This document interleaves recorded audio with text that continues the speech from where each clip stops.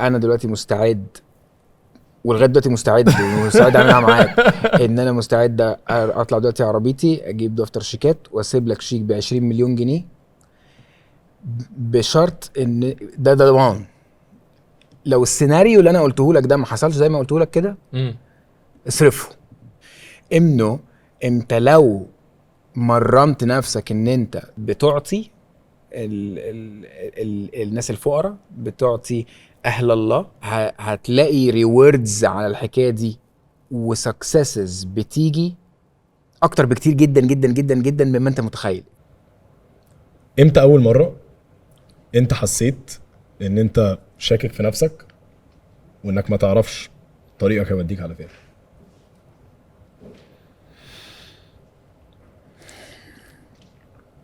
في الجامعه، في اولى جامعه دخلت صيدله، في اول سنه صيدله جبت ستريت اف نجحت كمبيوتر بس. وكان كان الاختيار يعني انه طيب اوكي واضح ان ده هيفشل فشل ذريع في الكليه في الصيدله بالذات، خلاص شكرا. فتعالى بالظبط. وكنت لسه بحكي ليوسف ان احنا 6 اخوات، عندي 5 اخوات اكبر مني كلهم صيدله، كلهم امواس يعني فظاع فكان خلاص ده يبقى ده الفاشل. انا اصغر واحد اصغر واحد والولد الوحيد والولد الوحيد بس. فاكر كويس في اولى جامعه لما شلت المواد كلها، وبعدين كان قعدوا يفكروا بقى انه طيب ده احنا هنعمل معاه ايه يعني، هو ده احنا هنوديه كليه تانية ولا ده يعني يسيب التعليم خالص ولا نسفره بره ولا ايه يحصل ايه. وكانت الاوبشن اللي قدامي ان انا احاول اروح بيزنس زي ما انا كنت عايز اخش في الاول. بس I think اول مره حسيت فيها انا مش عارف الطريق اروح على فين لما اخترت انه لا انا لازم اكمل في الكليه دي ولازم اخلصها. يعني عامه this is how I react لما يعني ما في الصيدله انت كملت صيدله يعني؟ انا كملت صيدله، خلصت صيدله بجد هو ده الاختيار اللي بس خلصتها في 7 سنين. بس خلصتها يا باشا. بالسمر كورس بالظبط. الله ينور عليك. خلصتها. الله ينور عليك. فهو لما اخترت انه لا انا مش هسيب الكليه، انا مش معنى ان انا بقى فشلت في حاجه او يعني فشلت ان انا عاده ما بعملش كده. لما دخلت السنه اللي بعدها I was very very lost. اول مره احس ان انا طب انا مش عارف خالص بقى لان لسه مش فاهم حاجه. ما انا يعني انا عندت بس انا برضو مش قادر افهم الناس دي فعليا بتقول ايه، مش قادر حتى يعني لا بفهم كيمستري ولا بفهم فيزيكس. وكان في ماده اسمها فيزيكال كيمستري ولغايه دلوقتي مش عارف اخلصها ازاي، بس يعني هي يمين شمال كده جت. بس ده اول وقت، دي اول مره طبعا حصل كتير جدا جدا جدا. الخبره دي حسيتها كتير قوي قوي برضو ستيل بعد ما اتخرجت. اشتغلت مدرس سنه. بص بقى المفارقات لان انا حلو في الشرح. مش انت مدرس برضه يا يوسف؟ يعني على الهادي بس مش زي توني يعني، بس اللي هو لا انت مش زي استحاله. انت مش فاهم انا كنت مدرس شاطر ازاي. كنت بدرس بيولوجي لا امانه لجريد 12. كانت احلى سنه في حياتي كلها وانا بدرس. اصل هو انت في واحد بيقول لك اتكلم ايه، عملت كويس جدا جدا جدا. طب ليه ما اتخدش كارير؟ ما يعني ما كنت بقى طموح اكتر من اللي التدريس ممكن يعمله، فاهم قصدي؟ يعني كنت حاسس ان فيا اكتر من كده يعني، فسبت وكان في برضو قصه عاطفيه كده خلتني اسيب المدرسه، يعني قصص كده ومواضيع. اوكي. وبس لما مشيت من المدرسه انا مشيت على ولا حاجه. المفروض بقى ايه، انا رحت اتغريت في نفسي وقلت انا خلاص انا هروح اعمل المعادله زي ما اخواتي عاملين، واخواتي كلهم في بوسطن وعاملين بقى المعادله بتاعت صيدله وشغالين بقى بدولارات كتير وكل كلام، هبقى زيهم. ما انا خلاص بقيت مدرس فاكيد هبقى ينفع بقى. طبعا رحت شلت المعادله مرتين ورا بعض راجع مصر. بس كنت حاببها في الفتره دي ولا حابب حاجه؟ انا عايز دلوقتي عايز اعيش يعني، بس اديني الحاجه اللي تخليني اعيش بس، يعني عايز اشوف طريقي اعمل فين. فلا اي ثينك الوقت اللي انت فيه doubtful مفيش منه مفر، يعني مفيش منه you can't skip الستيج بتاعت الداوت خالص خالص خالص في حياتك 100%. حسيت ان انت شكيت في نفسك قبل ما تبدا كونتنت، قبل ما تبدا الشركه، قبل ما تبدا والله انا بشك في نفسي، يعني النهارده الصبح كنت شاكك في نفسي. والله مش بهرج، مش بهرج. هو كل يوم يعني، هو كل يوم ده احساس هيكون موجود، انت فاهم؟ وعادي انه يكون موجود. وبالنسبه لي الاحساس ده هو بس بيخف، انت فاهم؟ وبيخف ازاي؟ بيخف من ان انت بتتمرن على حاجه معينه، تمام؟ يعني الراجل ده ترايثليد انا سمعت، ايوه صح؟ تمام. انت دلوقتي انت ولابس ووب وقصه ووب بنت والجارمنت لذينة شغاله. انت لابس الوب انت لابس جد واحده ما تتكلمش. ف فمثلا انا دلوقتي لو فكرت لو انا هخش اروح اعمل ترايثلون هيبقى عندي شك كتير جدا، صح؟ يعني مستحيل. هو مستحيل اصلا، صح. بس هكون شاكك في نفسي. ام فيت انف ان انا ممكن مثلا اغرق، اخش المايه بس اغرق. بس الفكره لو اتمرنت مثلا عملت بريب 6 شهور، تمام، قبل السباق مش هيبقى عندي الشك اللي كان عندي مثلا في الشهر الثاني، الشهر الثالث، الشهر الرابع. ليه؟ عشان اشتغلت 6 شهور. فهو الشك ده حاجه بالنسبه لي عمرها ما بتمشي، هي دايما موجوده. النهارده الصبح موجوده، بفتح بيزنس جديد موجود، انت فاهم؟ فهي الفكره انا بجهز قد ايه وبشتغل على نفسي قد ايه عشان اخش ال الامتحان او الحاجه اللي انا عايز اخشها دي اكون جاهز ليها. في امتحانات انت ما بتبقاش مستنيها وما بتبقاش عارف هي ميعادها امتى. فهي الفكره هو انت بتجهز عشان الامتحان اللي ما تعرفش ميعاده ده ولا لا، انت فاهم؟ وده حاجه مثلا زي الاستوديو اللي احنا فيه والكونتنت الجميل يا يوسف اللي انت طالع بيه لحاجه جميله جدا. فانت لو الاوبورتيونيتي دي كانت جت مع الحاجه اللي انت بتعملها دي، وما كنتش حاطط الشغل كله اللي انت كنت حاطه ده والكونتنت، وعمال بتحرق وعمال بتغير في الكونتنت وبتبيفت وبتعمل يو ويل ميست في ثواني، وهتبقى شاكك في نفسك. والشك ده بقى فعلا حقيقي، ده الشك الحقيقي بقى. ده الشك الحقيقي ان انت فعلا مش جاهز.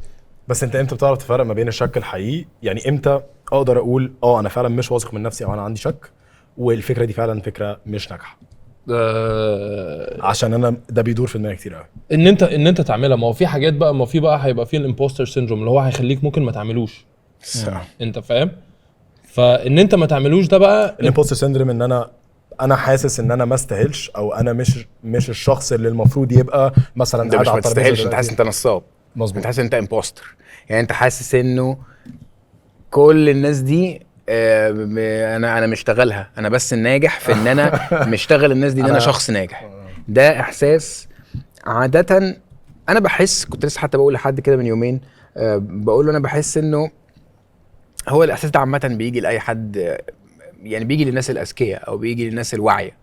لان انت لو واعي كفاية فانت تبقى، لو عندك لو ربنا اداك شويه نجاح اكتر من اللي انت عاده محتاجه عشان تاكل وتشرب، فانت تبقى حاسس المفروض تبقى بتفكر ان انت ما تستاهلش كل ده.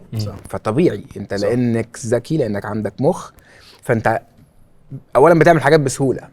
ولما بتعمل حاجات بسهوله فانت بتحس انه ايه ده، طب ما انا ما بذلتش مجهود كبير. وانت انسان مخلوق على اساس ان انت المفروض تحرث الارض وتزرع وتقلع وتطبخ وتاكل، فاهم قصدي؟ فانت لما تلاقي ان انت جيت قعدنا قعده حلوه كده واتكلمنا كلمتين، جابت 3 مليون فيو، راح جاي حد ما اعرفش اداك فلوس، هتحس انه ده اكيد اكتر، ده اكيد اكتر من اللي انا استاهله. فهو بيبقى I think ان ربنا بيبقى بس مستأمنك على كمية blessing زيادة، على كمية بركة زيادة for you والناس اللي حواليك. لازم تفكر في الناس اللي حواليك. ولما بيجرى كده ده شوية بيعالج احساس ان انت imposter او ان انت نصاب. فهو yes it is hard work و it is mindset برضو، تفكير معين انه ما هو يعني هتكون عملت ايه علشان يبقى عندك اللي عندك ده. هو في الاخر لو ربنا اداها لك وسقها لك لحد عندك، انت ممكن تكون احسنت في ادارتها، يعني ممكن تكون اللي عندك ده انت ديرته كويس، بس هو في الاخر لولا ان ربنا عازلك ان انت يبقى في ايدك اللي في ايدك ما كانش هيبقى في ايدك، ولولا انه واثق فيك انه يكون في ايدك ما كانش هيبقى في ايدك. ف انت مش ده اللي بيعال انت ده اللي تقدر تقوله لنفسك. بس قصدي اكنه ايه، هي لازم تيجي يعني انت لو ما فكرتش ان انت ما تستاهلش، او الاحساس بتاع الامبوستر سيندروم ده انا بخاف للناس اللي مش عنده، يعني يعني انت لو ما عندكش بحس انه ما هو مش عندك ليه، يعني ليه مش عندك؟ ما هو انت اسلام معنى انك مش عندك يبقى انت عندك اجابات واضحه قوي قوي قوي انه I earned this، ده انا من حقي. فساعتها انا خايف منك، عايز لا انت ما عندكش يعني وجهه نظرك دي مش مظبوطه. هو مش من حقك ولا حاجه، لانه اكيد في حد بذل نفس المجهود اللي انت بذلته قبل كده وما عندوش اللي ما عندك. توفقش. احنا كلنا بنحكي قصص الناس اللي نجحت، بس ما بنحكيش ابدا قصه الشخص اللي اشتغل بنفس المجهود نفس الوقت وبرضه ما نجحش. طيب بتعمل ايه لما الناس اللي حواليك يشكوا فيك؟ هو هو الناس اللي حواليك هتشك فيك، هو ده مش اوبشن اساسا. بس ارجع بس اقفل حاجه بس على اخر حاجه، بدل ما توني اتكلم عن ربنا. ان انت تبقى شايف ان ده انت اللي عامل كل حاجه، ده اسمه ايه؟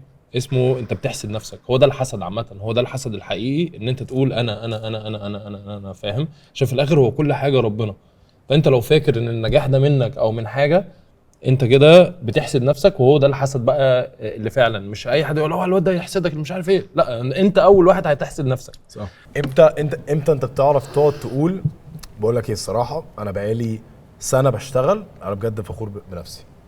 وامتى بتيجي تقول اللي هو لا انا الفخر ده ممكن يوقفني، او الفخر ده ممكن ابقى انا بحسد نفسي، او ممكن الفخر ده يديني كبرياء فاحس ان انا اللي هو طلعت كده؟ جينا مثلا الكوارتر بتاع 2003 كوارتر 3 في 2023 شهر سوري 9. 2024 7 و8 و9 شهور 7 و8 و9 في 2024 كنا بايعين يونتس بمليار جنيه. ما شاء الله. وده رقم يعني كبير جدا على حجم شركتنا هو وتاريخها. رقم كبير لأنه عامه لسه يعني هو رقم كبير، بس هو مش رقم كبير هو في 1000 السوق مليون العقاري. يعني. هو بحس 1000 مليون. ما تبقاش فاهم يعني ايه مليار. مليار يعني 1000 مليون. جبنا تورته واتجمعنا وتصورنا وبتاع از كومباني. انا كنت مبسوط جدا جدا وحاسس انه انا عملت حاجه ناجحه، بس ما عملتهاش لوحدي صح. يعني. بس هو كنت حاسس بس ان انت نصاب ساعتها، امبوستر. كنت حاسس ان انت ساعتها هو انا استاهل ابقى صاحب شركه بتبيع بمليار؟ لا لا لا لا لا لا لا لا هو يعني انا هو دي حاجه انا عامه عمري ما اقدر اقولها. يعني موضوع انه يعني انا اقف قدام المرايه كده اقول انا فخور بنفسي، ده حاجه شبه مستحيله. طب بتشجع نفسك؟ طيب بتبص في المرايه بتقول طب انا جامد؟ بتشجع لما نفسك عادي؟ لما بخس لما بتخس هي بس. دي الحاجه الوحيده اللي بحس انه لا تصدق انت حلو. حلو. بس طب في الرياضه بتحس ان انت لما تعمل تخلص لما بتخلص انا خلصت سباق. تراياثلون. انت خلصت تراياثلون واحد أوكي. سباق واحد في اللي هو ممكن تقول لنا فيستيفال. الترايثلون ده عباره عن ايه عامه بس؟ جري تمام. سباحه وعجل وجري اوكي. ورا بعض. يعني هو بيبقى سباق انت انديورنس. هو مش الناس بتتسابق مين يوصل الاول. which I love the concept. حبيت الكونسبت جدا جدا جدا. انه هي المساله انه مش ان انت هتسبق هتطلع الاول. هو كل في يعني انك تكسبه هو انك تخلصه. اتس فينيشر ميدل. انك تخلصه تاخد ميداليه ان انت خلصته. لان هو صعب انك تخلصه شويه. المسافات فيه صعب. ف حبيت الرياضه جدا. دخلت ترايثلون في شهر مش فاكر من 5 شهر 5 اللي فات. كان اللي هو 1.5 كيلو عوم، 40 كيلو عجل، 10 كيلو جري. تخلصهم ورا بعض في اقل من 4 ساعات. في اقل من 4 ساعات؟ يعني في تايم فريم اوف 4 hours. انت دي حركه بتعملها يعني هو على بعضه كده. اوكي. لا مش يعني تتخضش. هو الشخص الاولاني اللي خد البطوله ده خلصها في 2 إلا 5 دقايق. يا نهار اسود. بتاع الاتحاد بقى الثلاثي وبتاع. بس ده يعني في الايدج جروب بتاعي انا طلعت نشكر ربنا ال 25 من ال 25 واحد اللي هم 25 واحد في الايدج جروب بتاعي. انا طلعت ال 25 جامد. بس ده كان اول ترايثلون اخشه وخدت الفينيشر ميدال. I was proud of myself لانه حسيت انه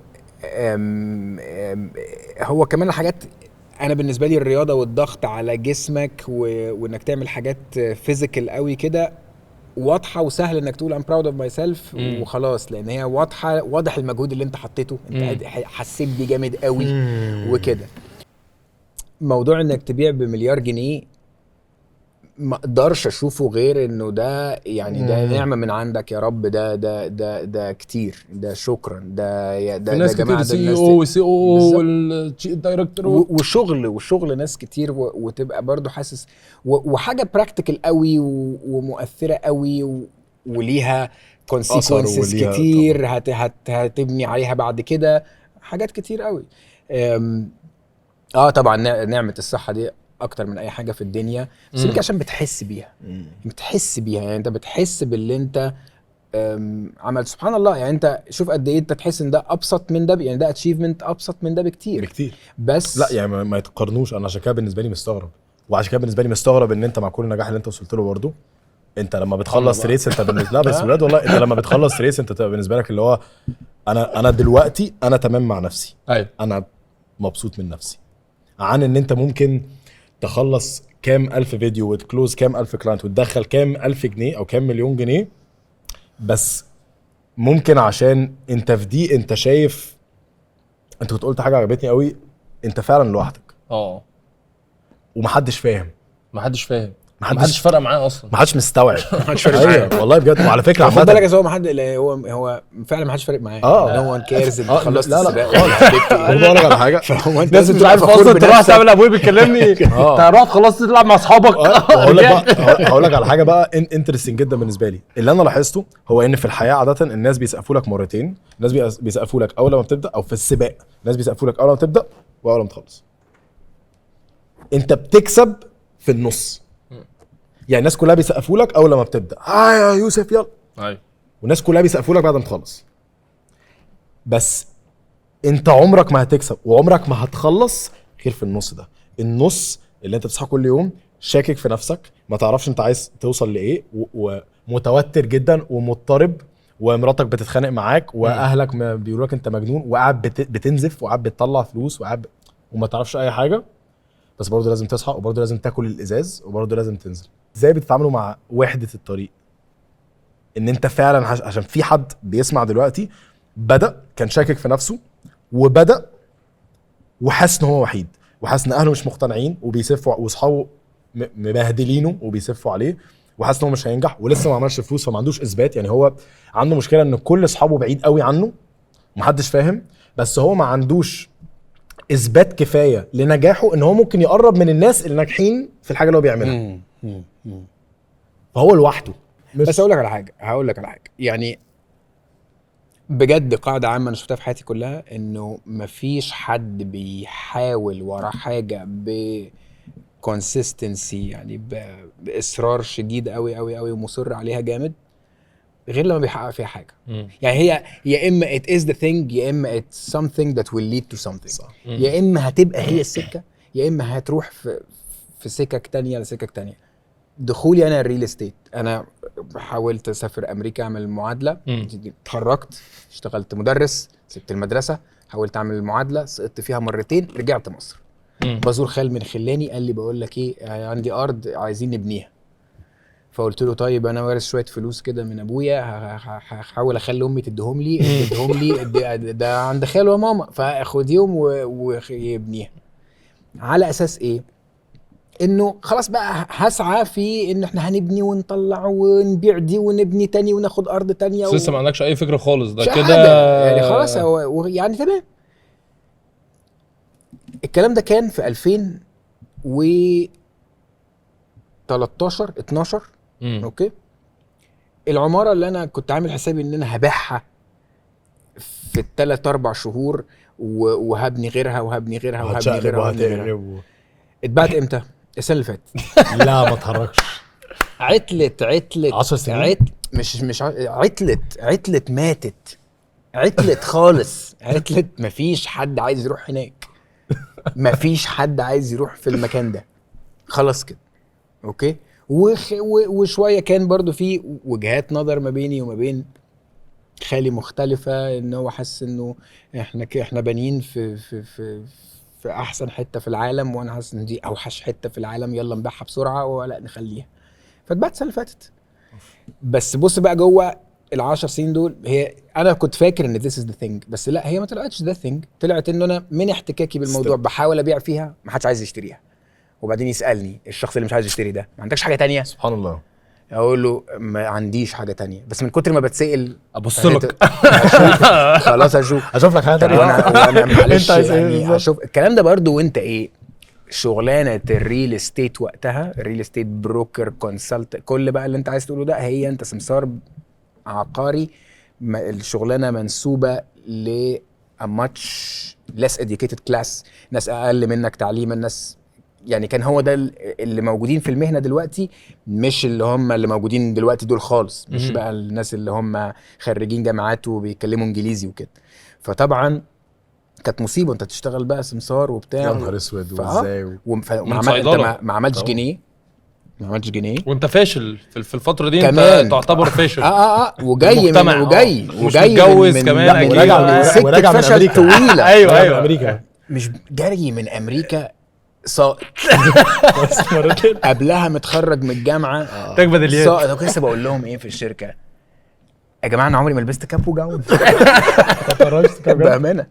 بامانه انا دخلت الاي جي اوكي جبت كام في اولى وثانيه؟ 36%. اف ويو وجي وارقام حاجات بقى حروف يعني جديدة. انت عمرك ما تتخيلها. وخدوني ودوني امريكان، فما اعرفش حد في الدفعه اللي هناك، فما روحتش حفله التخرج. بعدين دخلت صيدله، طبعا الناس اللي كانت معايا في الدفعه بقوا معيدين عليا من سنه 5 ما روحتش الحفله بتاعه التخرج. فلا شهاده ولا احتفال ولا عمر حاجه من الحاجات دي خالص. فانت لا عندك اماره ولا عندك تاريخ ولا عندك اي حاجه.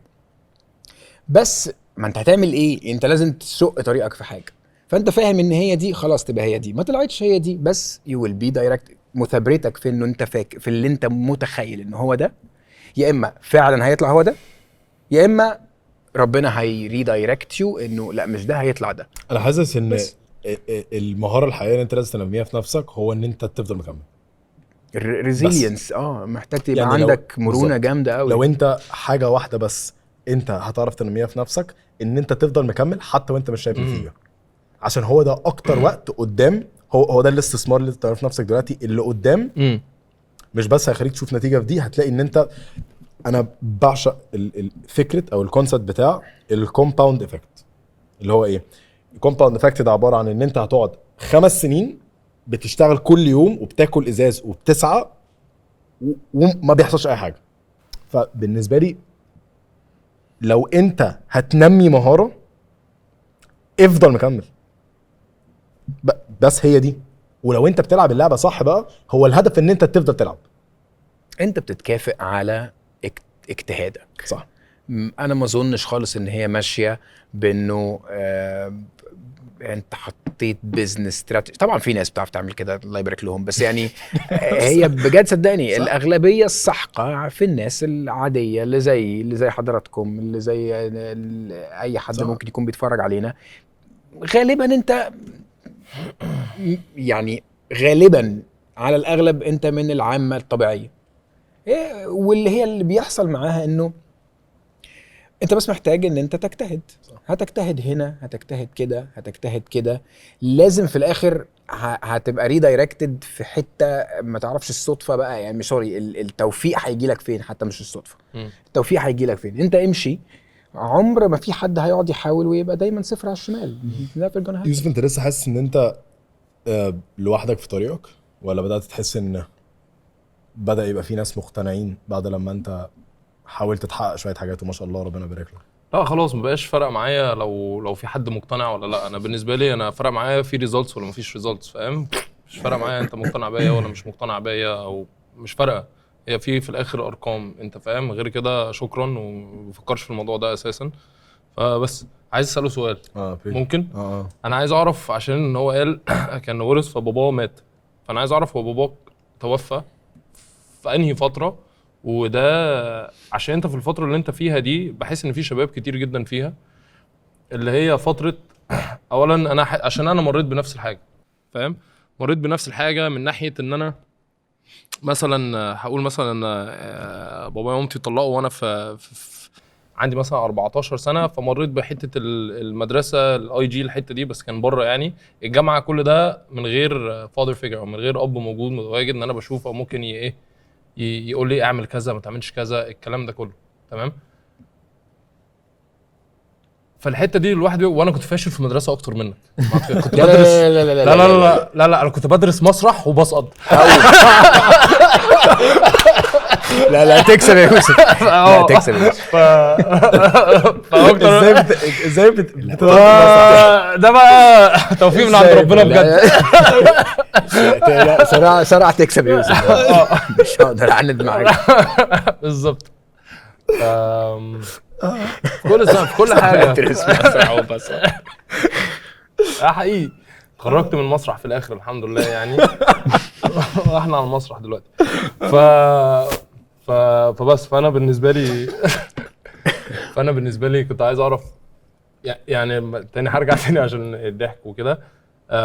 ففي الفتره دي انت بتبقى تايه جدا ومش عارف، وبقى مش واثق من نفسك، واثق صفر بقى من نفسك انت فاهم، ومش عارف انت بتعمل ايه، واي حاجه انت بتعملها الناس التانية خالك مامتك باباك شايف ان انت حمار. انت شغال في ده كاستمر سيرفيس ليه؟ انت شغال في الكافيه ده ليه؟ انت مش شغال ماسك كاميرا ليه؟ وانت هتعمل حاجه، انت هتبقى مصور، انت مش عارف تبقى ايه، انت هتبقى ايه، كل الكلام ده.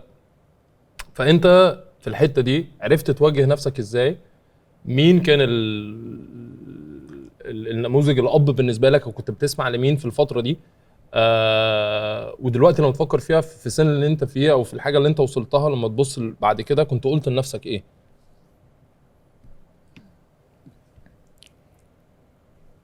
دي اسئله عميقه جدا يا يوسف. لا هو انا ابويا انا ما تقابلناش. هو انا بعد ما اتولدت ب6 شهور هو جاله كانسر ومات. هو جاله كانسر، عرفوا ان جاله كانسر يوم سبوعي، وقعد 6 شهور بيعاني مع المرض وكده ومات. ف اتربيت على ان وانا امي و5 اخوات بنات. فده طبعا جاب لي كرايسس بنت لذينه في الوقت اللي انا بكبر فيه. الكلام ده من 20 سنه بقى، وانا 16 و17 والكلام ده كله كنت في الشارع. بس انا حسيت بكل الكلام ده وانا عندي 26 سنه. ايوه يعني كل ده ما كنتش دريان، وحاسس ان اصلا الاب ملوش لازمه في البيت اساسا، ما انا امي شايله الليله وخلاص. بس وانا 26 سنه ابتديت ان انا احس انه ايه ده، لا ده كنت احب ان يبقى عندي اب، كنت احب ان يبقى عندي منتور، حد يفهمني، ريليت معايا، اتكلم معاه وكذا وكذا. لما ابتدت بقى التوهانه تبان، ما هو 26 سنه ده انا لسه لا انا نجحت ولا انا لسه في الجامعه، فمش مطلوب مني ولا حاجه، ولا صح. انا يعني في حته كده فيري لوست في حياتي. بس حواليك صحابك بتتجوز، صحابك اللي بيفتح بيزنس، صاحبك اللي ترقى، عيش بقى ده صحابي. أيوه. كمان ايه يعني، كان احنا كمان شله، كان في كل الناس اللي كانوا يعني الناس الشمال. ايوه دول كلهم اتسجنوا. ده على ما اتخرجنا دول الناس دي كلها في منهم اللي ماتوا وفي منهم اللي اتسجن، كلام بجد يعني. ايوه يعني لا قصص يعني، نبقى بس اشوفك بقى في بودكاست بس وتبقى مجموعه مختلفه من البني ادمين، الناس اللي هي ما كانوش شاطرين قوي في المدرسه، والناس بقى المهندسين والشاطرين واللي كانوا امواس الدفعه، دول كلنا كنا اصحاب. ف 24 25 كان صاحبنا اكرم ده ابتدى يتجوز، 2 3 مش عارف مين هيتجوز، وكل الناس فيجرد اوت حياتها از فيري فيجرد اوت واضحه جدا، في باث شغالين عليه، وانت في الطحينه يعني. هو انت بتشتغل ايه وانت بتحاول تقول له انا في الوقت ده كمان. انا بعد ما سبت المدرسه كنت بحاول اعمل حاجتين، انه انا بس حاول اسمسر في الاراضي، الناس اللي بتسالني على الارض دي لما ما يردوش يشتروا العماره عندنا وكذا وكذا. بس انا خريج صيدله فانا والله خريج صيدله بحاول احفر برضو في انه انا ابقى تاجر شنطه، بلسم وشامبوهات وعروض. جامد. بكلمك بامان حاجات بقى اللي هي المستورده. جامد والله جامد. اللي هو شامبوهات مستورده، لا شامبوهات مستورده وبلسم واعمل بقى جروبات لصحبات البنات انه بقى في 10% على هيربل وكده. بس وأنا يعني this is a true story. انت فاهم؟ فانت بتحاول تعمل حاجتين وتشوف ايه اللي هيلقط. ما هو انت هتعمل ايه؟ ويا لهوي انت بقى ليه مش لما- مصدق يا جو؟ انت مش مصدق؟ لا مش مصدق ان انت قاعد النهارده بعد 10 سنين او 15 سنه ومريت بكل ده، ومريت بالسقوط، ومريت بالاراضي، ومريت بالبلسم وبالشمب، وبعدين هتلاقيكي صح. صبح بتفاصل ب 200,000 جنيه وبالليل بتفاصل ب صح 200 صح جنيه. ويا نهار ابيض فرحتي بقى الشديده لما جيت بعت اول ارض ومسكت بقى اول 20,000 جنيه. 20,000 جنيه ده من 2013 يعني رقم محترم قوي. بس رحت بقى اشتركت في الجيم وبجري بقى على التريدميل بقى، انا فاهم جري السي او خلاص انا عديت، فاهم اللي هو خلاص انا هبتدي اعمل روتين السي او علشان انا بعت اول ارض في حياتي. اه وابتديت يعني هو مشكله الريل استيت مكاسبه كويسه قوي، بس هو مجهد جدا جدا جدا. بس انت بيبقى صعب تشتغل حاجه تانية بقى خلاص يعني. بس انت يعني كأنك جوت لعيب كورة. كوميشن وكده، فهي بتصالحك على كل المحاولات الفاشله اللي قبل كده ان انت جوت جود يعني خلاص عرفت ان انا ام جود بروكر ام جود نيجوشيتور كذا كذا كذا. بس بعد اول ارض بعتها توني، كملت بقى الحاجات التانية اللي انت كنت بتعملها على الجنب دي، اللي انت بتتاجر شنطه لا. والكلام ده؟ لا. وقفت على طول خلاص يعني على طول. ابتديت افكر انه لا اوكي انا هركز على ده، لانه برضو انا برضو في الاول وفي الاخر تاجر يعني. انا عايز اشوف ايه اللي يكسبني اكتر بمجهود قد ايه، صح. هعمل ايه كذا كذا. نسبتك فهو قد إيه فيها؟ فهو صح. انت هتبيع كام ازازه شامبو علشان أعمل ال 20,000 جنيه تعمل دول. 20,000 جنيه دول. فطب خلاص لو حطيت نفس المجهود ده بالظبط في ان انا عايز ابيع اراضي اكتر على مدار الوقت القد ايه كذا. في اول سنه عملت 75,000 جنيه. 75,000 جنيه ده ده في رقم 2013 it's a good number. على 12 شهر ده كام في الشهر آه، كده؟ ده- بتتكلم ده كويس أوي يعني. 6.5 7,000 جنيه مبلغ. ده يعني ده هو الافريج زي ما اصحابي بيقبضوا في وظايفهم اللي هي في شركات مالتي ناشونالز وكده. ابتديت احس انه انا اقدر اقول ان انا عندي شغلانه مبدئيا كده. ممكن اروح اتقدم. مش هتقدم طبعا لان لسه مش هنتقدم. ماشي.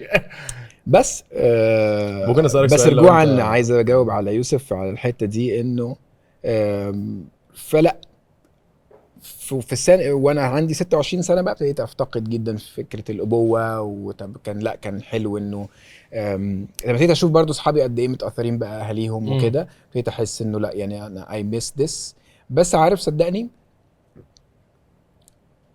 بجد بامانه الله ربنا بياخد اليتم يعني الناس يعني الايتام يفقد اب يفقد ام او يبقى عنده نقص في الحكايه دي لحتت من السيريسنس غير عاديه. طبعا ربنا بيكرم كل الناس انا فيري سيريس ليفل. فدلوقتي بقيت احس انه انا ما كنتش محتاج فاذر اكتر من اللي ربنا عمله معايا في حياتي يعني. لا انا بجد فعلا شاكر جدا جدا جدا، لدرجه ان اوقات بقى بيصعب عليا الناس اللي عندها اباط. تحس انت يعني يا خساره يا حبيبي باباك عايش معلش بكلمك بجد. بس ممكن اسالك سؤال لو انت مرتاح؟ ايه بالنسبه لك كانت المرحله اللي انت بدات تحس ان انت بتنجح او هتنجح؟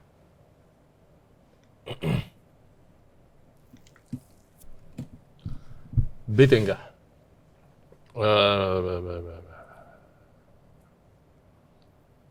مرحله معينه يعني عشان دايما بحب افكر فيها ان امتى انا بدات احس ان اوكي انا قاعد بحط ما يطلعش حاجه. بعد كده فجاه حطيت شويه لقيت في حاجه طلعت. المنتل شيفت اللي بيحصل ساعتها. هو الشيفت اللي حصل بالنسبه لي لما بس مخي اتفتح، يعني عشان احنا بنبقى في الاول مثلا بنبقى في قوقعه كده او بنبقى في بابل معين مثلا. يعني انت مثلا باباك دكاتره كلهم دكاتره، اصحابهم اغلبيتهم دكاتره، اخواتك طالعين دكاتره، فكل اللي انت تعرفه حياتك كلها دكاتره والمستشفى والمرتب من هنا او العياده او كذا او كذا او كذا. ما تعرفش ان انت ممكن تفتح براند اونلاين وتعمل $1,000,000 في الشهر ما تعرفش ان دي حاجه ممكنه، ما تعرفش ان انت ممكن تفتح ايجنسي وتبيع تعمل تبيع سيرفيسز وتعمل $100,000 في الشهر او whatever it is. ما تعرفش ان انت ممكن تخلق كونتنت وتدخل $5,000 $10,000 في الشهر، فاهم؟ كل الحاجات دي انت ما تعرفش ان هي ممكن تحصل او بتسمع او حاجه، بس انت فعلا مش مصدق او مش مدرك او ما تعرفش ايه الستبس اللي انت محتاج تعملها. فبالنسبه لي اول لما شفت حاجه اسمها او عامه في عالم يعني اللي انا دخلت فيه في الاونلاين ماركتنج والديجيتال ماركتنج والاونلاين بزنسز عامه ما كنتش عارف ان حاجه زي كده موجوده اصلا. موجوده، انا عارف ان هي موجوده بس مش عارف ان هي للدرجه دي او فاهم.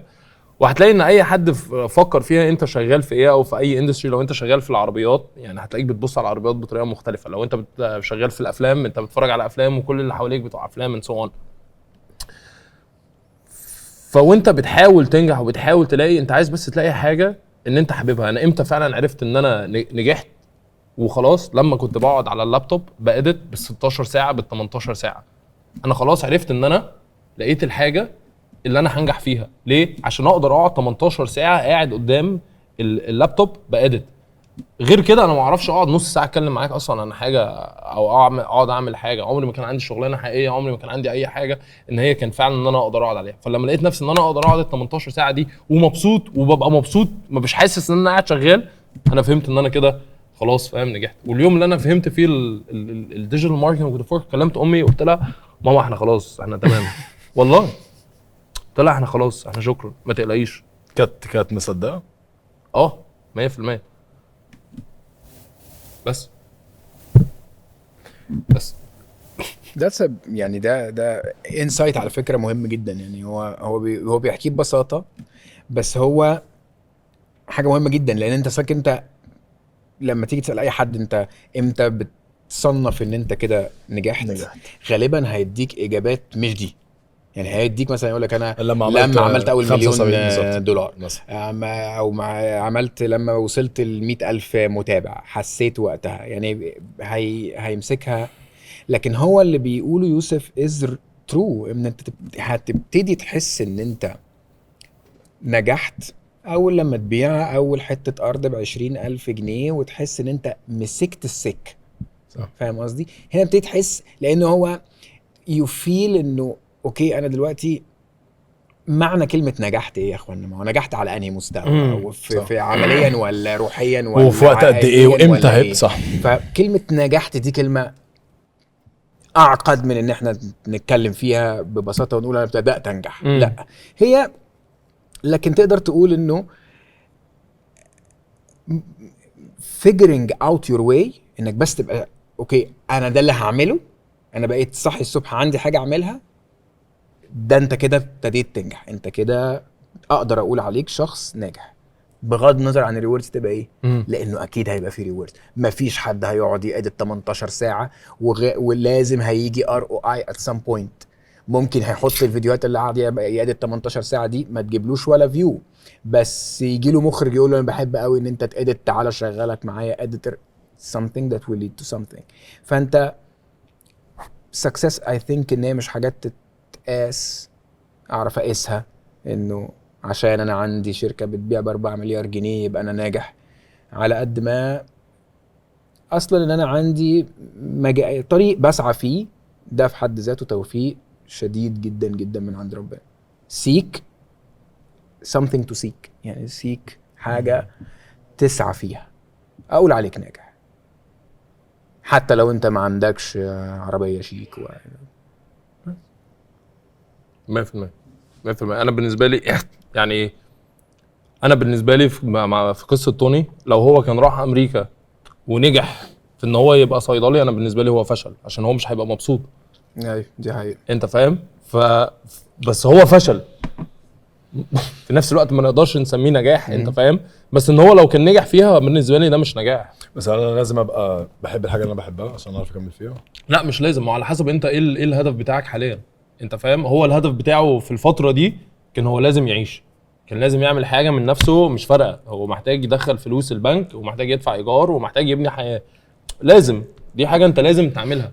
وما اعتقدش ان هو كان عنده اللي واي ان هو لا انا هكتشف نفسي، انا هاخد فلوس بابا وهكتشف نفسي وهشوف. لا برضه انت فاهم، مامته لو كانت خليته تعمل ده. اكتشف نفسي ايه؟ انت ما فيش حاجه اسمها كده. اللي انت بتقوله ده ما فيش حاجه اسمها كده. اكتشف نفسك، اكتشف نفسك انت، خد 700 جنيه اكتشف بيهم نفسك، انزل اتمشى.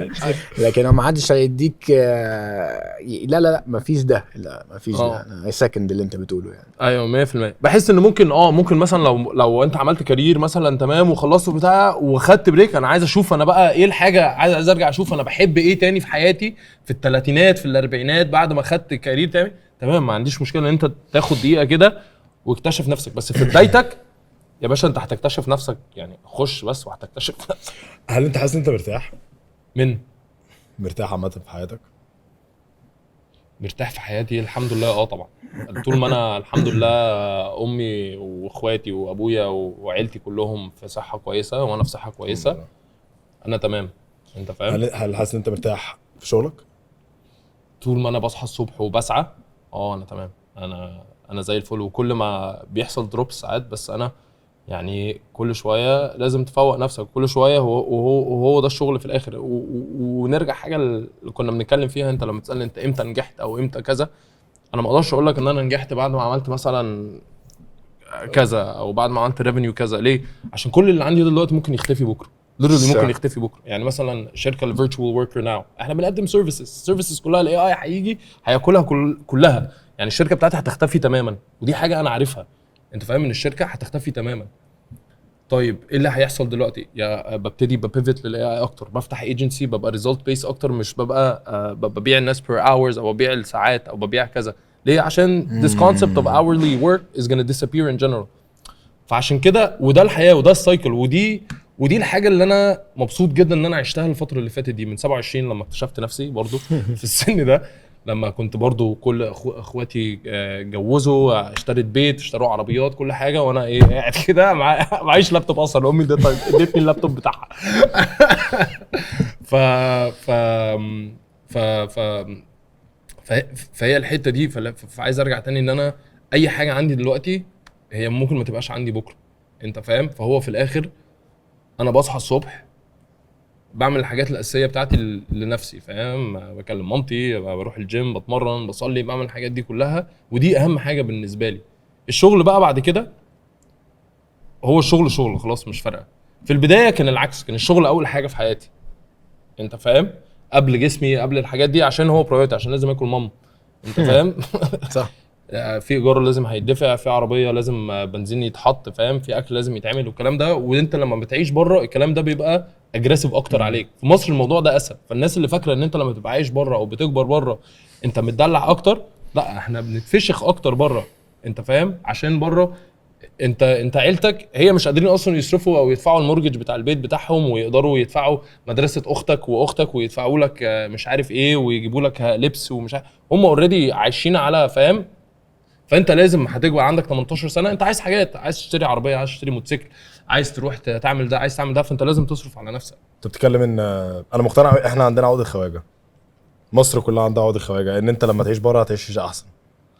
انت كل الناس اللي انا اعرفهم اللي سافروا عاشوا بره اتداس عليهم. اتهانوا. على حسب هم طالعين لايه. يعني لو في حد طالع في ميشن معينه هو طالع بيعملها، انت فاهم؟ يعني هيروح عايز يخلص بيدرس حاجه معينه وفي بلان معين هم حاطين. الناس دي بتعمل حلو قوي، بترجع زي الفل. بس الناس اللي رايحه خلاص انا فاهم هناك وهنقل ومفيش سبورت، وهو في الاخر بس معاه مثلا شويه فلوس ان هو يدفع ايجار اول 3 شهور، وبعد كده لازم يشتغل عشان يدفع الايجار ويدفع جامعته انت لازم تشتغل على نفسك قوي، وبتخش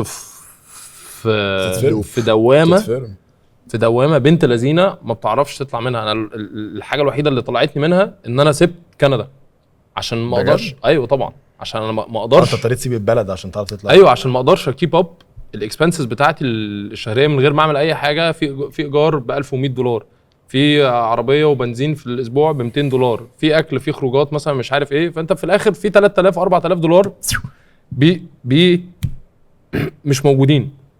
بعد كده انت دلوقتي عايز تبدا حاجه، اي حد عشان تبدا معاه حاجه او تشغله معاك انت بالساعه.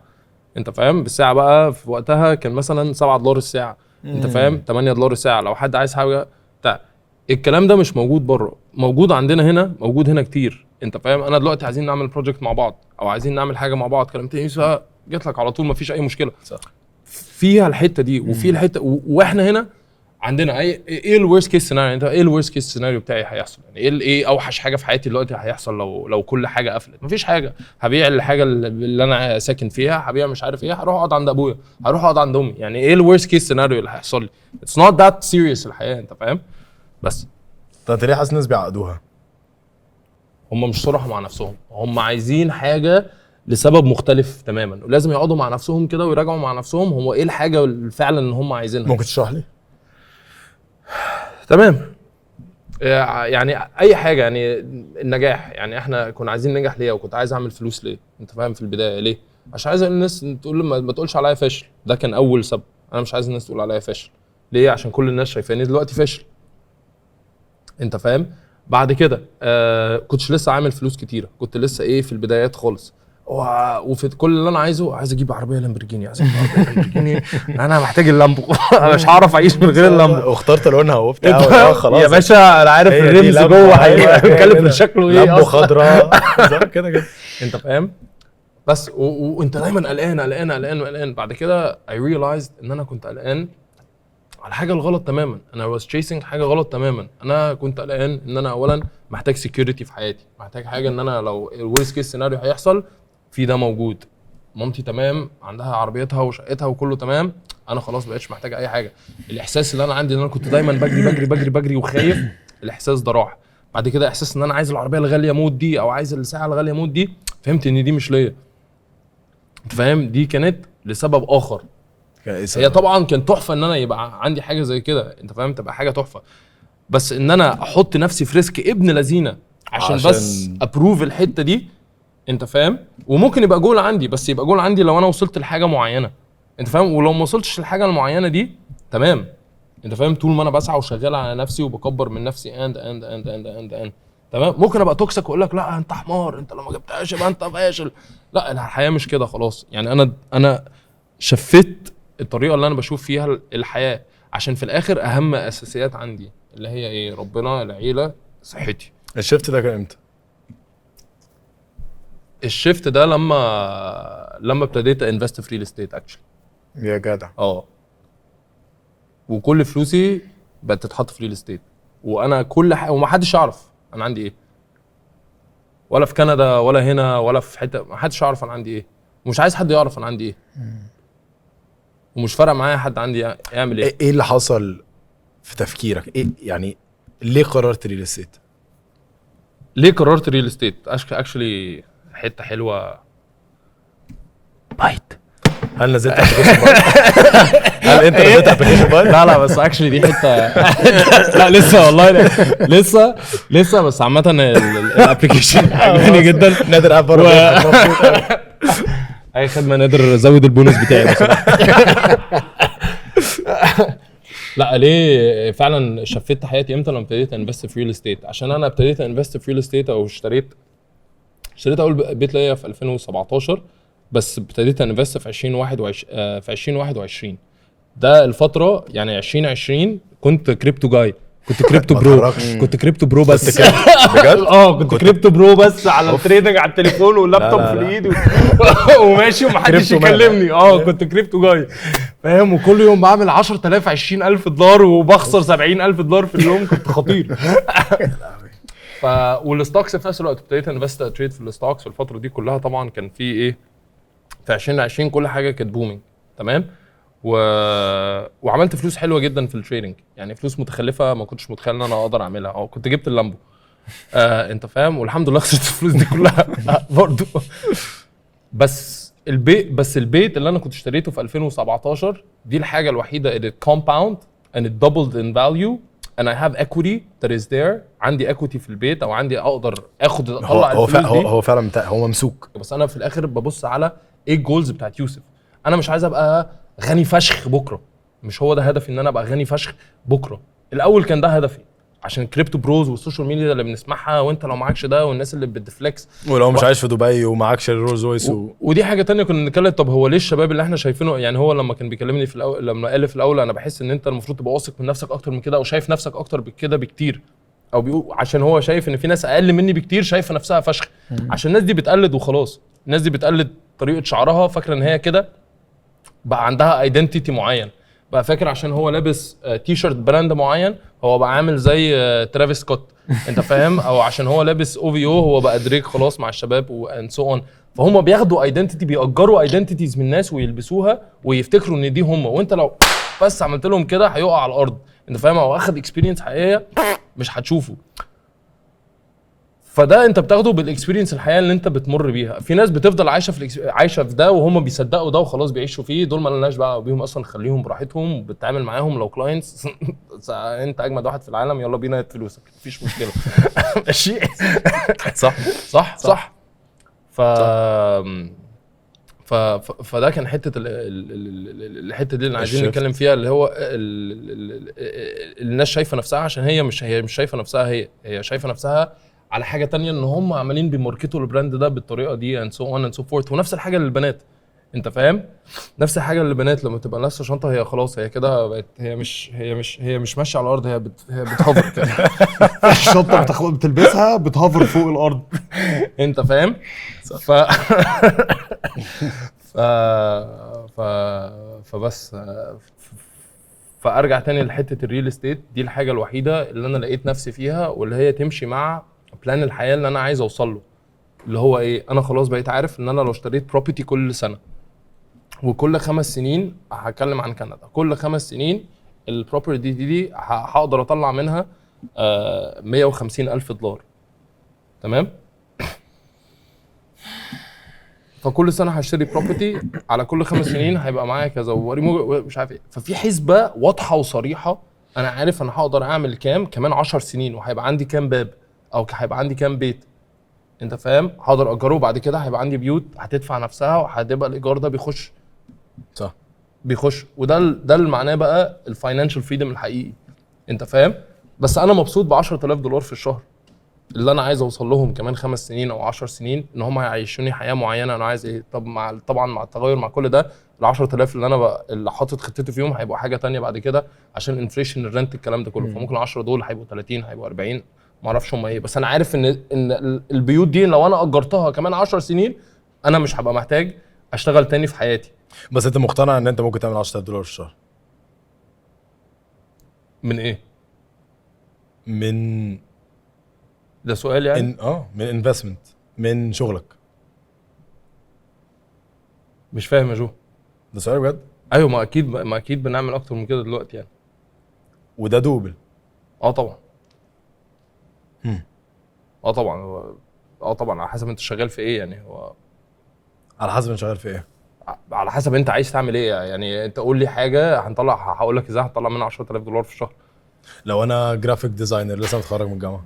تمام. لو انا جرافيك ديزاينر لسه متخرج من الجامعه، انت شغلانتك لازم تعرف ان انت ازاي هتعلي الريفينيو بتاع شركات. لو انا جرافيك ديزاينر تمام، لو عينت معايا كوبي رايتر تاني او حتى استخدمت AI مش محتاج اعين كوبي رايتر تاني، ورحت لاي بيزنس دلوقتي قلت له انا هعملك اعلانات ببلاش، تمام؟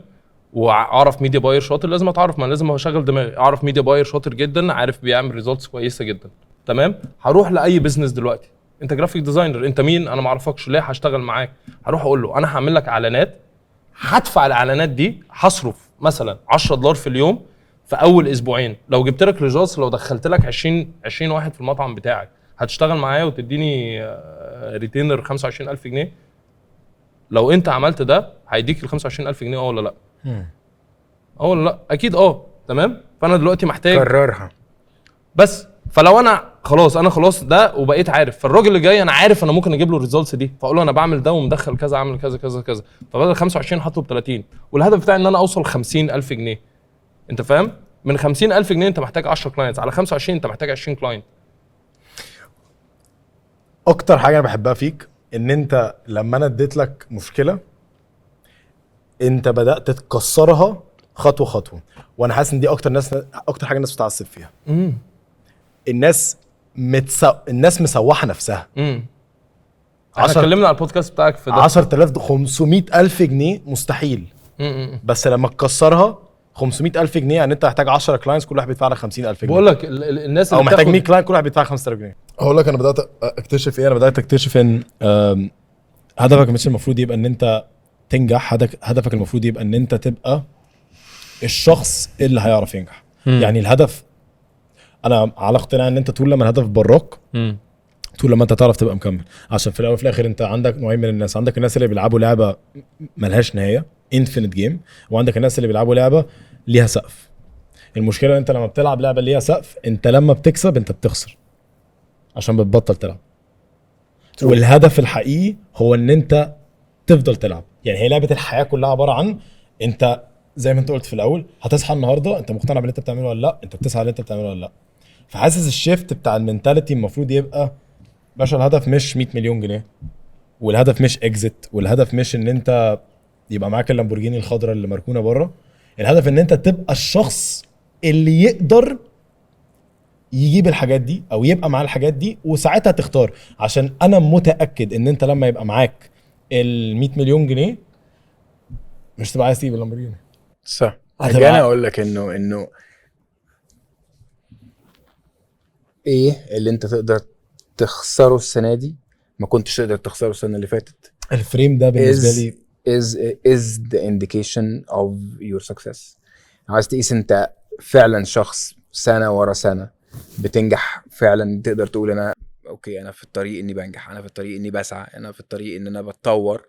هو انك تفكر ايه اللي انا I can afford ان انا اخسره السنه دي. السنه اللي فاتت كان هيبقى كارثه لو خسرته. صح. لو السنه دي انا اقدر اخسر 100,000 جنيه عادي، السنه اللي فاتت كانت تبقى مصيبه. السنه دي اقدر اخسر 2 مليون جنيه عادي، السنه اللي فاتت تبقى مصيبه.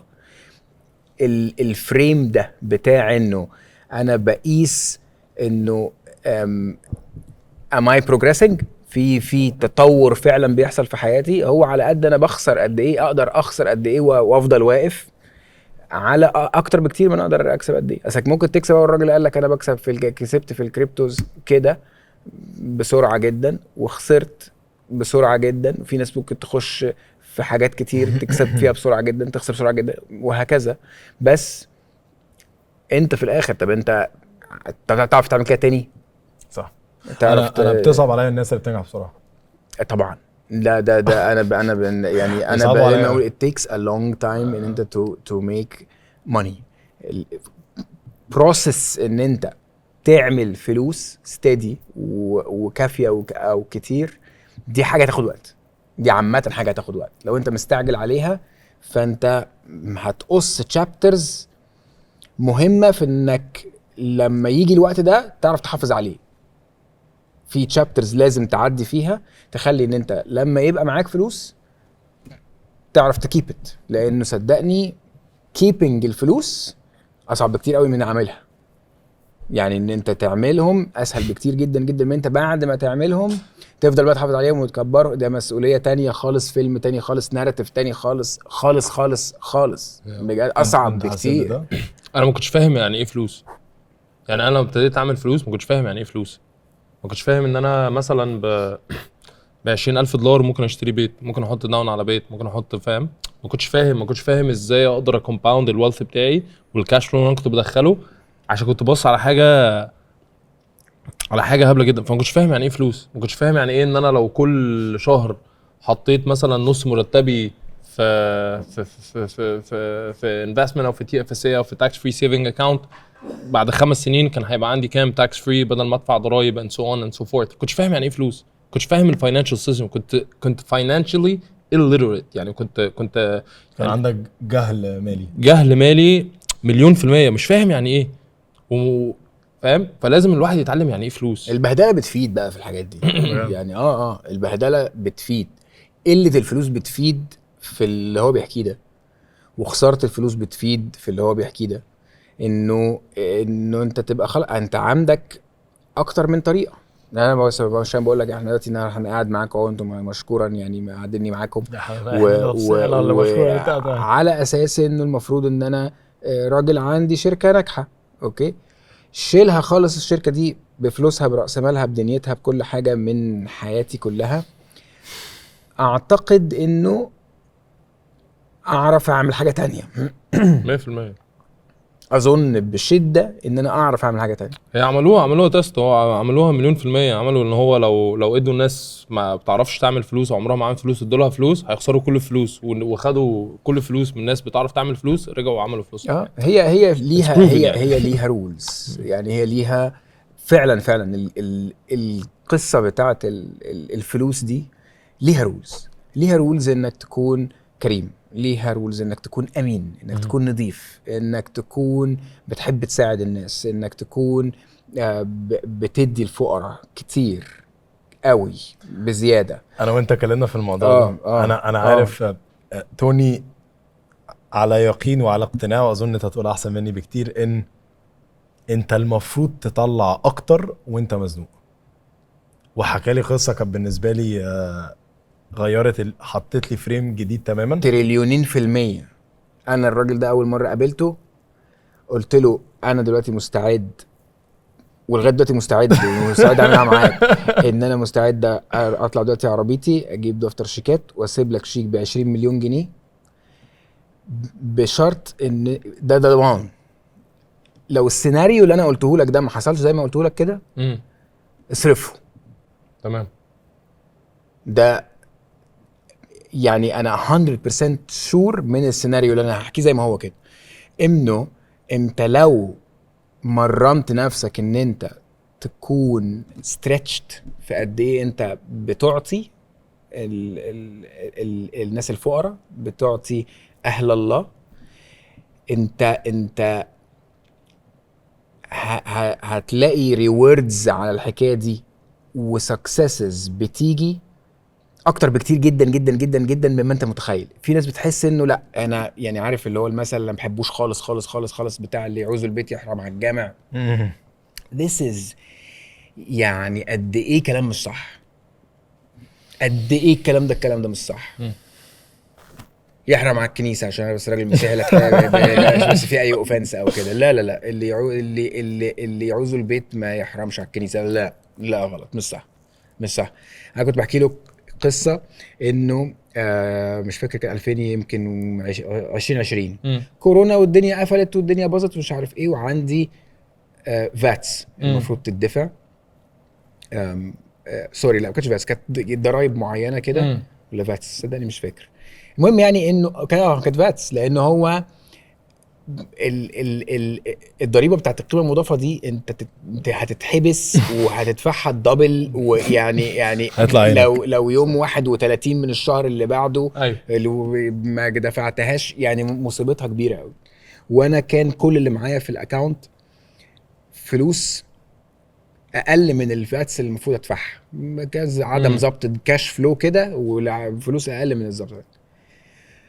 واي اكشلي رحت لحد بكونسلت هم انه قول لي يعني شور عليا اعمل ايه وبتاع وكده. فقال لي بص لا انت ده تهور شديد جدا ان انت تبقى بتطلع من الفلوس دي وانت مزنوق جدا دلوقتي وده رجل يعني من الرجال من رجال المعروفين والتقال قوي في المجتمع المسيحي يعني.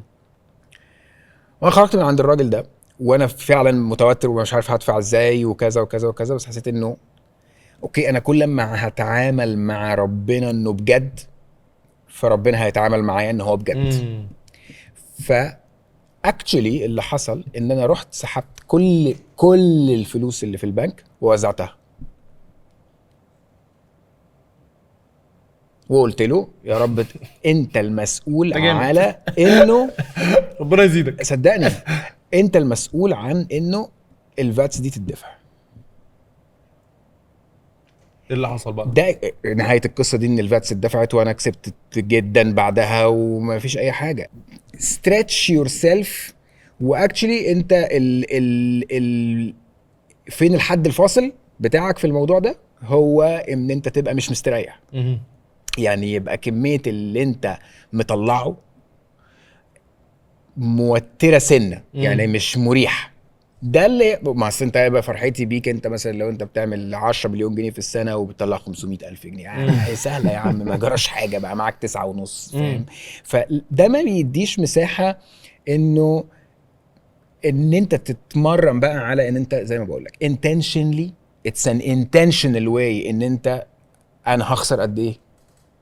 شوف الفريم اللي كنت بحكي لك عليه، انا السنه دي intentionally هخسر 2 مليون جنيه، هخسر 4 مليون جنيه intentionally. ما كنتش هقدر اخسرهم السنه اللي فاتت، بس intentionally هعمل كده عشان ده الطريق اللي هيعدني اني لو خسرت كل حاجه بقى غصب عني ابقى انا اوريدي اتمرنت كفايه على انه انا بعرف اخسر نفسي. على فكره انا بعرف اخسر نفسي كويس جدا جدا جدا. فلو خساره بقى اللي هي الحاجات اللي هي المصايب اللي بتجيلك بقى اوت اوف نو وير، زي مثلا الراجل ده ممكن يجي يقول لك زي ما كان لسه بيقول دلوقتي انا ممكن يجي الاي اي يطوح شركتي كلها. طب وبعدين بقى هيعمل ايه هو لو ما تمرنش على انه بيجتهد ان هو يبقى نوعيه الشخص اللي عنده هذه الصلابه بتاعه انه لا I can lose this amount. فلو جات لي من بره غصب عني، لا انا متعود عليها واعرف اعملها تاني، انا جاهز لان انا اوريدي متمرن عليها كويس قوي. بلس انه صدقني انا شايف انه دي اذكى واحسن استراتيجي في الكرايسيس، ان انت تطلع فلوس لربنا، للناس اللي مش لاقيه تاكل، للناس الغلابه، للناس حتى لو انا مزنوق. ده هو بالذات وانت مزنوق، ده هو مش حتى لو انت مزنوق، ده هو هي معناها كله ونتائجها كلها في زنقتك هتيجي في زنقتك. اصلك انت مزنوق في ايه برضو؟ ما هو انت بالظبط يعني انت حضرتك مزنوق في ايه؟ انت مزنوق ايه بجد؟ مزنوق ما يعني بتاكلش ايه؟ انت مزنوق ما بتاكلش ولا مزنوق ما بتتعالجش؟ وانا عايز اقول لك انه صدقني كلما كان الموضوع اصعب وانت اوريدي داخله عندك يعني متمرن وعندك القوه دي، يعني مشيتها واتطورت فيها، انت مش متخيل هو الايفكت بتاع الموضوع ده عامل ازاي. لدرجه ان انا بقول لك انا اي ستيل كان دلوقتي برضو اقول لك خد شيك ب 20 مليون جنيه يا يوسف، ولو الاستراتيجي دي انت لقيت نفسك خسرت فيها، والناس دي كلها اللي قاعده، لو حد فيكم يا جماعه عايز يجرب الحكايه دي وعايز بس امان مني ان هو ياخد شيك بس مش 20 بقى، هنقسم ال 20 علينا بحيث برضو ان الدنيا تتلم. بس اصل هلمهم تاني شيكات زي ما هم 100%. يعني انت الموضوع ده الناس بتخاف منه، مش جربته وفشلت. يعني انت دلوقتي مستعد تكتب لي شيك ب 20 مليون جنيه اصرفه، وشرط الوحيد ان انا اصرفه ان انا اطلع فلوس من معايا وتخسر واخسر وتفتقر وبزياده. يعني اضغط نفسي في الفلوس اللي انا بطلعها، وتيجي اخر السنه تلاقي نفسك انت لا ده ايه ده، عشان انت على يقين ان ربنا هيرجع اضعاف اضعاف اضعاف اضعاف. مليون في المية بقول لك انا خد فلوسي. انت فاكرني بهزر؟ خد فلوسي. انت فاكرني بهزر صح؟ انت اصلك فاكرني بهزر، بس انا ذات سيريس. خد فلوسي هنعلقها مع الراجل ده. اهو يوسف احنا اول مره نشوفه، احنا هنعلقها معاه، ولو كده يديهم لك. لو حصل كده هيديهم. انا بكلمك منتج جديه، اصل الكلام ده انا شفته، اصل انا مش شفته، يعني هو ده قصه الحياه كلها، دي قصه حياتي كلها. اليقين ده جاي من تجربتك كلها، يعني هي كلها تتلخص، تجربتي كلها في الحياه وفي الشغل واحتكاكي في الشغل كلها قايمه على كده، قايمه مش على انا قد ايه شاطر، مش قايمه على قد ايه انا ذكي. طبعا ذكي ايه، انت خلاص عرفت بقى يعني حياتي مع التعليميه كانت عامله ازاي. فمفيش حق، يعني مفيش حاجه حقيقي، مفيش. وانا كمان وشي ضيق جدا جدا جدا، فبتكسف اطلب اي حاجه من اي حد، ما اقدرش يعني جالي افكار كتير بس حسيت اني مكسوف اعملها، ما اقدرش اطلع اتكلم عن الناس مثلا انه يلا يا جماعه يلا اقول لكم ازاي تنجحوا من غير ما اكون انا نجحت في حاجه. فانا عارف ان انا متحدث جيد، ممكن لما اتكلم تسمعني، بس هقول لك ايه؟ طب فين اللي انا حاطط ايدي عليه علشان اقول لك ان دي تجربتي؟ بس انا دلوقتي لا، عندي تجربه كامله مكتمله اوف 12 13 سنه من عمري فيها انه انا بقول لك لا، انا تقدر تصنفني بسهوله على الصعيد العملي اتليست انه الراجل ده ماشي في سكه نقدر نقول ناجحه. واكيد انا وضعي المادي في حته احسن اكتر بكتير جدا جدا من اللي انا استاهله واللي انا محتاجه، يعني اكيد. وده كله حاصل ليه؟ وحصل في فريم شكله عامل ازاي، انه بالذات في الاوقات اللي انت مزنوق فيها او انت في كرايسيس، هو ده الوقت اللي انت محتاج تسترتش فيه نفسك، لان هو ده الوقت اللي انت بتقول له فيه يا رب انا اي بليف ان انت موجود، واذا لو انت موجود فانا مش قلقان من حاجه ومش شايل هم حاجه، وانا عارف انك هتتصرف.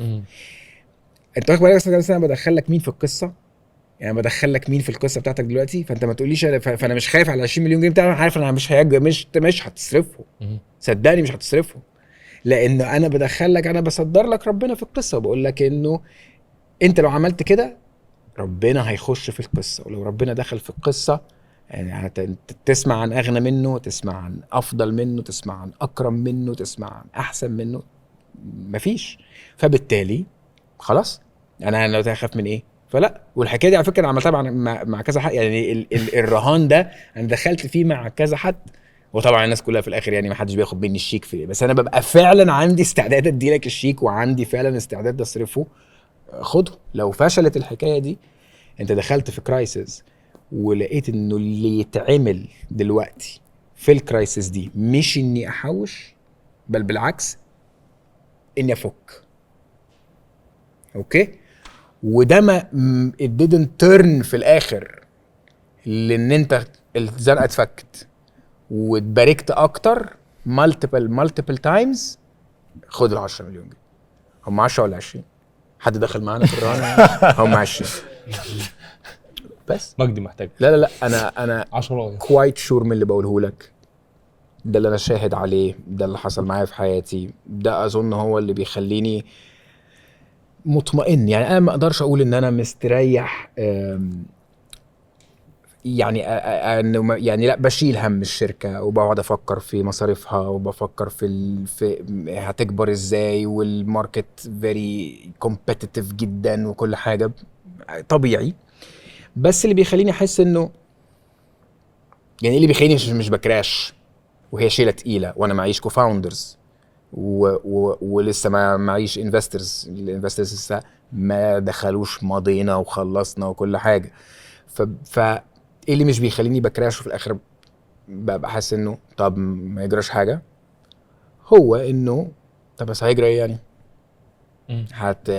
هتزنق، ده اهلا بالزنقه، لانه الزنقه بالعكس، ده الزنقه هي بتفتح لي الاوبورتيونيتي انه انا وانا مزنوق اطلع اكتر، وده ساعتها يبقى انا كده خلاص الموضوع اكنه اتنقل من ادارتي وشطارتي واتنقل عند ربنا خلاص. فيا ريت ده انا بفكر في نفس الموضوع ده في النصب. يعني انا رحت بعت قرية سياحية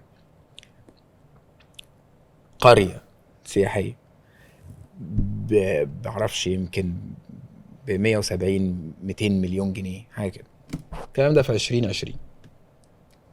كوميشن بقى اللي هينقل حياتي 180 درجه، خدت كام؟ 0 0.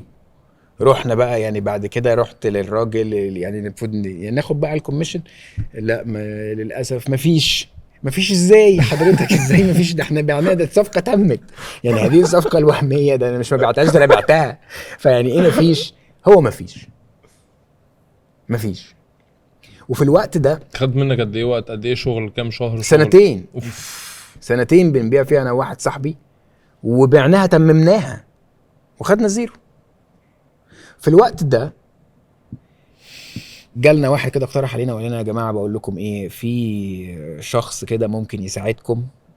الشخص ده بلطجي، الشخص ده شيخ منصر، الشخص ده ممكن يخش في الموضوع، هيخطف البيزنس مان اللي نصب عليكم، او مثلا فاهم هياكل عيل من عياله فاهم وبس هو الفلوس اللي هيرجع لكم الفلوس وهياخد نصها، حاجه شمال الشمال. والمشكله ان انا كان انا في الوضع بتاع اللي يقول او لا.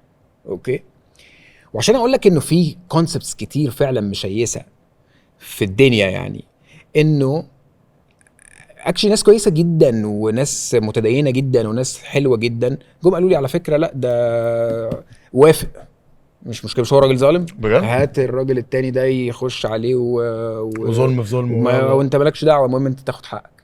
اوكي، بس انت when you view كل الحاجات يعني لما بتتبنى world view معين في ضوءه بتشوف كل حاجه، فانت فعليا خلاص انت بتقول انا راجل انا عايز ادخل ربنا في كل التفاصيل.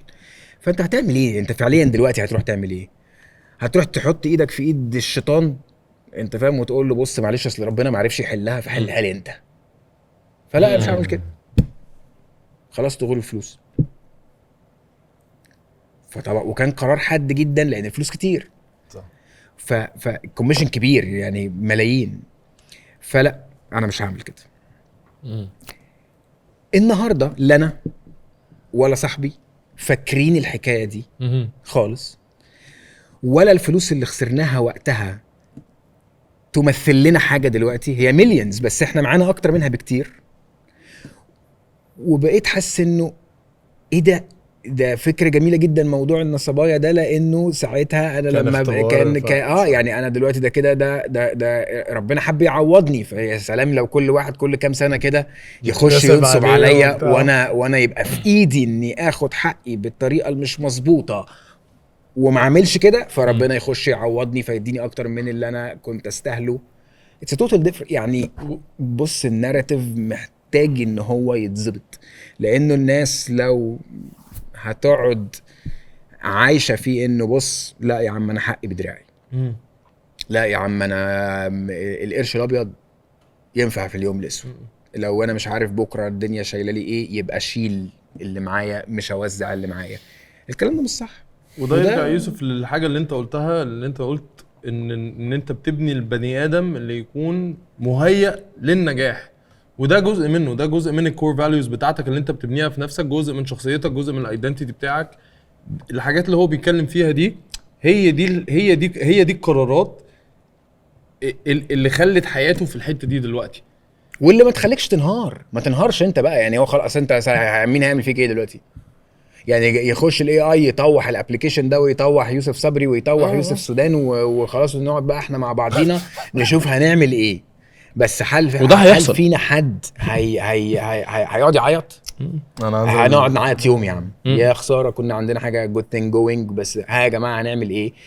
تاريخ طويل بقى وقرارات صغيره وقرارات كبيره وقصه انت بتعيش فيها بتخليك تقول انه خلاص هتعمل ايه؟ هيخش واحد ياخد من يعني ينصب عليك ياخد منك الحاجه بتاعتك. هاتي يا عم الشركه بتاعتك اللي انت فرحان بيها هناخدها بتاعتي. انت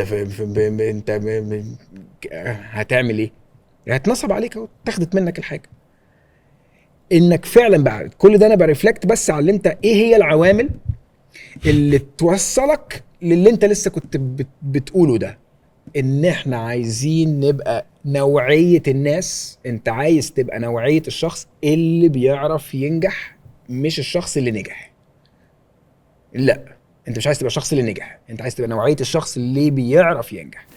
ده معناه انك معطاء كويس قوي ومتمرس جيد في عطائك. ده معناه ان انت مش بتحاول مش اول حاجة تاخد حقك بدراعك، لا خليك نظيف حتى وانت مظلوم. ده وربنا هياخد حقك، ربنا هيجيب لك حقك. يعني اقول لك ايه تاني اهو احنا النهارده فاكر انا اي حاجه من الصفقه دي في الاخر انا حقي جالي. بالعكس انا تعبان حقي لسه عندهم هم اللي لسه دلوقتي هم اللي عندهم المشكله. انا مش فاكر الحكايه بس انا حقي لسه عندهم وهم هيتحاسبوا عليه. يبقى مين اللي في مشكله؟ انا نسيت خلاص واتجوزت وبقى عندي شركه وبقت الفلوس دي صغيره جدا بالنسبه لي، بس انا في حقي لسه عنده. هو اللي في مشكله دلوقتي مش انا. فthis is how it works. لو الناس تبتدي تمشي وتعمل بيزنس بالطريقه دي بالتفكير ده، اظن انه لا هيختبروا اكيد نجاحات satiating. يعني ايه يعني مشبعه لانه you can be very very successful ومش شبعان تبقى جعان. بس علشان تختبر نوع نجاح فعلا حلو كده تحس انه انت راضي بيه، كل العناصر دي لازم تكون موجودة. That's what I think. لو انتوا هتدوا نصيحة لحد في حتة صعبة في حياته، كل ازاز، مش انت بتقول كده جو؟ كل ازاز كل ازاز لا حته صعبه في حياته. يعني يعني الحياه كلها صعبه من الاخر يعني الحياه كلها صعبه. الحياه كلها احنا على الارض دي اصلا عشان امتحان على الارض. احنا مش على الارض دي عشان ناكل ونشرب وكل الكلام ده. احنا على الارض ده امتحان ليه في الاخر لليوم الاخره. ده كده ستيب 1 فكر فيها كده. فلو كان حياتنا دي المفروض تبقى سهله دي ما كناش على الارض هنا عشان ده امتحان للاخره. فاحنا هنا عايشين امتحان. انت فاهم؟ انت عمرك رحت امتحان كنت مبسوط وانت بتذاكر له؟ لا طبعا. كانت فاهم. فاحنا الحمد لله في نعمه جميله جدا. بس الحياه المفروض تبقى صعبه. والفكره الشكر الحقيقي وده اتعلمتها من عبد الله سلام في البودكاست. كان هو قال لي الشكر الحقيقي فعلا هو السعي. ان انت بتصحى بتسعى. ان انت في مشكله بتسعى ليها. هو ده فعلا الشكر. هي دي الطريقه اللي انت بتشكر بيها ربنا. انت فاهم؟ والمشاكل هتحصل. ده اللي انت لازم تفهمه. اي مشاكل واي حاجات صعبه هتحصل في وفي ارقام لكل الكلام ده. انت ممكن تعرف ان كل مثلا لو انت شفت حياتك كده هتعرف ان انت كل 4 شهور بيحصل لك مصيبه بنت لذينه في حياتك. بجد كل كذا بيحصل لك مصيبه. انا كل مش عارف كام شهر في حاجه بنت لذينه بتنهي حياتي وبرجع تاني وبعيش تاني. فاهم؟ فده العادي. فاول حاجه ان انت في حته صعبه جدا في حياتك على حسب هي ايه. ممكن تبقى ديبريشن. فاهم؟ فممكن تبقى ديبريشن. الكلام اللي انا بقوله لك ده يكئبك اكتر. فاهم؟ فلا انت كنت محتاج تتكلم مع حد او حاجه زي كده. ممكن الكلام ده يكون كلام بيكئبك وكلام بيخش عليك بطريقه نيجاتيف. انت فاهم؟ فشوف ايه الحاجه اللي انت محتاجها ليك انت. ما تقعدش تمشي ورا اي حاجه انت بتسمعها ورا اي كلام. وده حاجه انا اتعلمتها في الاول. انت فاهم؟ ممكن البيزنس ما يبقاش ليك. احنا مش قاعدين هنا عشان نقول لك روح افتح بيزنس بكره. انا بقول لك هتروح تفتح بيزنس بكره هتبقى اخر ايام حياتك. فروح افتح لو عايز. انت هتطلع عين اهلك. اه انت هتتهان. وبعدين ممكن اقول لك على حاجه. انا حاسس انا عاجبني قوي قوي اللي انت بتقوله. عشان لو انت بدات تعمل مع الحياه ان الطبيعي ان الحياه صعبه انت حياتك هتبقى سهله قوي فجاه. عشان انت في جميع الحالات انت في الم في كل خطوه. يعني لو انت فاتح شركه ونفسك تفتح شركه وده حلمك ده حلم صعب قوي. بس تعال نقول ده حلمك. لو انت شركتك زي ما هي انت وضعك صعب عشان انت خايف تخسر وفي نفس الوقت محتاج تكسب. لو انت بدأت تكسب انت في وضع صعب عشان انت بتسترتش بتتشد قوي قوي قوي. لو انت بدأت تخسر انت برضو في وضع صعب عشان انت بتخسر ومحتاج تلحق. فهو انت الطبيعي هي الصعوبة. ده الطبيعي. يعني هو الطبيعي ان انت في كبد. انت في مشكلة. ولما انت بتبقى الشخص اللي بيبقى عارف ده واللي بيعرف يحل المشكلة انت بتلاقي انبساطك في الكونتراست. في الفرق ما بين ان انا ما كنتش بعرف احل دي ودلوقتي انا دي حتى ما بتوترنيش. ان انا كل 4 شهور حياتي كانت بتقف. انا دلوقتي بقيت عامل حسابي ان انا قشطه كده كل 4 شهور بيبقى فيه مصيبه بس اهلا وسهلا. ومبتسم ومبسوط وبتضحك عشان هو ده الطبيعي. هي دي طبيعه الحياه. وبالعكس يعني انا على يقين ان الناس اللي حياتها كانت من الاول سهله انت هتتعذب. انا عارف بفكر في الحكايه دي ازاي. في عالم زي اللي انت عايش فيه ده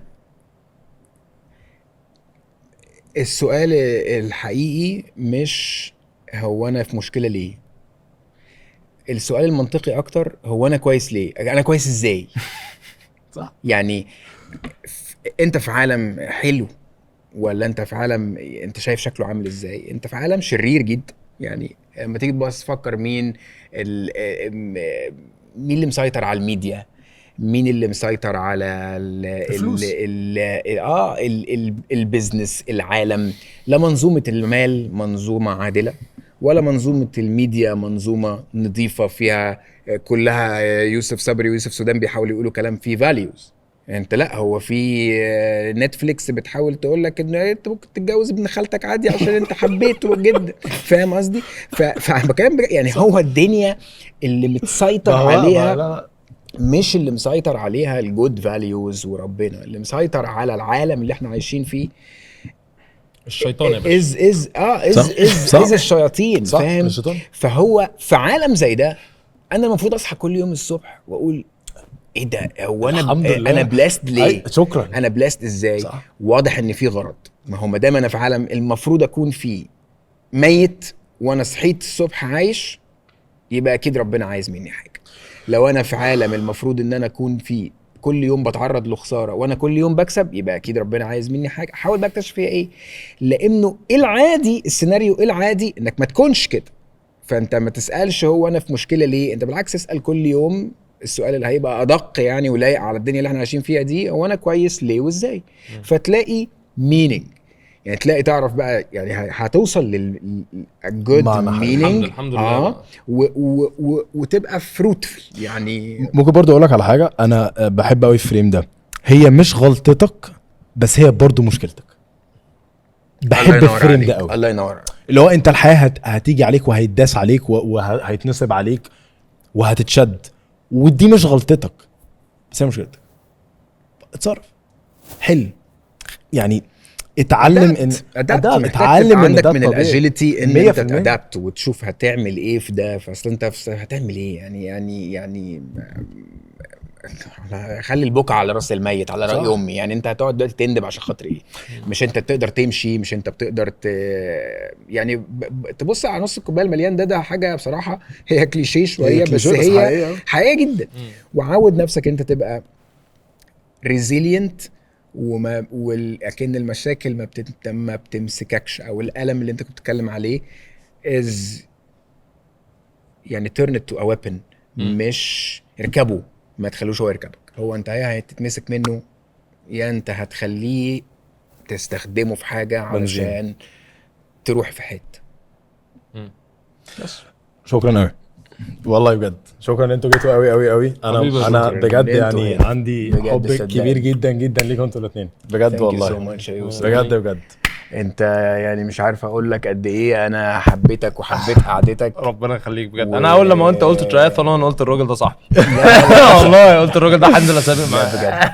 حبيبي فعلا كلامك كان فيري فيري براود من ان انا قعدت القعده دي معاك. ربنا يخليك بجد. انت لسه فخور بنفسك جدا. انا عارف ان الموضوع وبتاع ولا او مش فخره وانا لازم افضل مكمل. لا مين قال لك يا باشا انا جامد؟ ايوه بجد. والله والله بجد. لا بجد انا عايز اقول لكم بس اولا التيم خطير جدا. انا كنت متخيل ان احنا عندنا استوديو بس انتوا عندكم فيلم فاهم. في بتاع 5 كاميرات، في بتاع 17 20 واحد ورانا يا جماعه. بجد الاستوديو ده والبروديوسر والناس ما حسيتش باي حاجه. التيم خطير جدا. انا بشتغل في حاجات شبيهه لده، مش حاجه زي كده خالص. حاجه اصغر فاهم، حاجه كندر سربرايز بالنسبه لي ده. فشابوه للبرودكشن كله وشابوه للشغل ده والست الخطير والصوره اللي طالعه بجد. يعني خلتوني في مود غريب الصراحه. خطير جدا. برافو يا شكرا يا شباب. فرجس ثانك يو. اوف كورس يا حبيبي.